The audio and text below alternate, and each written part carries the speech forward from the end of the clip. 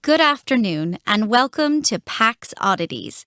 Our first story today is the strange tale of the Calaveras skull. The story is set in the U.S. state of California in the 1880s. In February 1866, miners claimed to have found a human skull in a mine 40 meters, 130 feet, below the surface of the earth. The skull was examined by Josiah Whitney, the chief geologist for the state of California, who was also a professor at Harvard University. A year before the skull appeared, Whitney had published a paper in which he claimed that humans, mastodons, ancient elephants, and modern elephants had coexisted in the area. The skull, therefore, served as proof of his beliefs.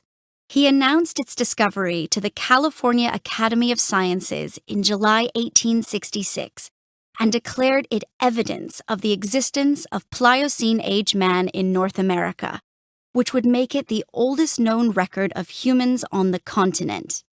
In case you need a reminder, the Pliocene era was 5.3 to 2.6 million years ago. However, the authenticity of the skull was immediately called into question. In 1869, a San Francisco newspaper reported that a miner had told a minister that the skull was planted in the mine as a joke. Wilson did a fluorine analysis on it in 1879. The result indicated that the skull was fairly recent and certainly not from the Pliocene era. Whitney, however, continued to believe that the skull was genuine.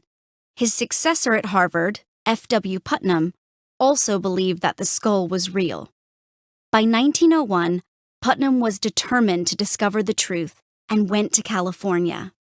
While there, he heard a story that in 1865, several Native American skulls had been dug up from a nearby burial site, and one was planted in the mine specifically for miners to find.